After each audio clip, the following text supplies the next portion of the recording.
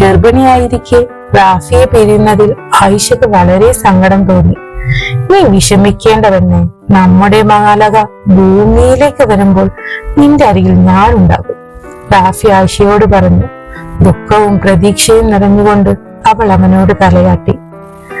റാഫി പറഞ്ഞ വാക്ക് അവൻ പാലിച്ചു. ആയിഷയുടെ പ്രസവം അടുക്കുന്നതിന് 2 മാസം മുമ്പ് തന്നെ അവൻ നാട്ടിൽ തിരിച്ചെത്തി. ആയിഷ ഒരുപാട് സന്തോഷിച്ചു. അവൾ അവന്റെ ആഗ്രഹം പോലെ തന്നെ ഒരു പെൺകുഞ്ഞിന് ജന്മം നൽകി. പക്ഷേ അവളെ പോലെയല്ല, മറിച്ച് അവനെ പോലെയായിരുന്നു ആ കുഞ്ഞു മാലാഖയെ കാണാൻ. അവർ അവൾക്ക് ഫാത്തിമ എന്ന് പേരിട്ടു. അവർ സ്വപ്നം കണ്ടതെല്ലാം അവരുടെ കൈവെള്ളയിൽ വന്നതുപോലെ അവരുടെ ജീവിതം സന്തോഷമായി മുന്നോട്ട് പോയി. റാഫിയും ആയിഷയും ഒരു തവണ പോലും വഴക്കിട്ടിട്ടില്ല. ഒരു നോട്ടം കൊണ്ട് പോലും ഇരുവരെയും സങ്കടപ്പെടുത്തിയിട്ടുമില്ല. അത്രമേൽ സ്നേഹിക്കുന്ന, കണ്ടാൽ അസൂയ തോന്നുന്ന ജീവിതം അവർ ജീവിച്ചു കാണിച്ചു. വർഷങ്ങൾ കടന്നുപോയി. ഇന്തോനേഷ്യയിൽ ബിസിനസ്സുമായി റാഫി മുന്നോട്ട് പോയി. നാട്ടിലൊരു ടീച്ചറായി ആയിഷയും ജോലി ചെയ്തു. ഫാത്തിമക്ക് ഇന്തോനേഷ്യ കാണാൻ ഒരുപാട് ആഗ്രഹമുണ്ടായിരുന്നു. വാപ്പ എന്തായാലും നിന്നെ കൊണ്ടുപോകും, നീ വിഷമിക്കേണ്ട മോളെ എന്ന് റാഫി ഫാത്തിമയോട് പറയുമായിരുന്നു.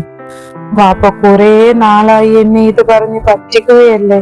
ഫാത്തിമ ചോദിച്ചു. ശരി, ഈ വരുന്ന വെക്കേഷൻ നിങ്ങളെ 2 പേരെയും ഞാൻ എന്തായാലും കൊണ്ടുപോകും. വരുന്ന നീ ആറ്, എന്റെയും നിന്റെ ഉമ്മയുടെയും 10ാം ആനിവേഴ്സറിയാണ്. അത് നമുക്ക് ഇന്തോനേഷ്യ വെച്ച് ആഘോഷിക്കണം എന്ന് റാഫി ഫാത്തിമയോട് പറഞ്ഞു. പാപ്പ വാക്കാണല്ലോ? ഫാത്തിമ ചോദിച്ചു. വാക്ക് എന്ന് റാഫി മറുപടിയും കൊടുത്തു.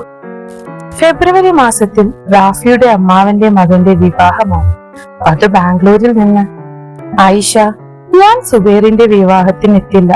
അത് കഴിഞ്ഞ് 4 ദിവസം കഴിഞ്ഞ് ഞാൻ എത്തും, ഫെബ്രുവരി 29. അത് കഴിഞ്ഞ് മാർച്ചിൽ നമുക്ക് ഒരുമിച്ച് തിരിച്ച് ഇന്തോനേഷ്യയിലേക്ക് വരാം, റാഫി ആയിഷയെ വിളിച്ചു പറഞ്ഞു. ശരി, മോൾക്ക് ഒരുപാട് സന്തോഷമാവും, ആയിഷ മറുപടി കൊടുത്തു. അങ്ങനെ അമ്മാവന്റെ മകന്റെ വിവാഹ ഒരുക്കങ്ങൾ തുടങ്ങി. ഫെബ്രുവരി 25 അന്നാണ് കല്യാണം, ബാംഗ്ലൂരിൽ വെച്ച്. അത് കഴിഞ്ഞ് 4 ദിവസം കഴിഞ്ഞ് റാഫി എത്തും. ആയിഷ വളരെയധികം സന്തോഷിച്ചു. കല്യാണ തലേ ദിവസം തന്നെ എല്ലാവരും ബാംഗ്ലൂർ പോയി. ബാംഗ്ലൂരെത്തി ആയിഷ റാഫിയെ വിളിച്ചു. കല്യാണം എല്ലാവരും കൂടെ അടിച്ചു പൊളിക്കണം കേട്ടോ, റാഫി ആയിഷയോട് പറഞ്ഞു. മോളെ ഫാത്തി, നിനക്ക് എന്താ വേണ്ടതെന്ന് വെച്ചാൽ നീ വാങ്ങിച്ചോ,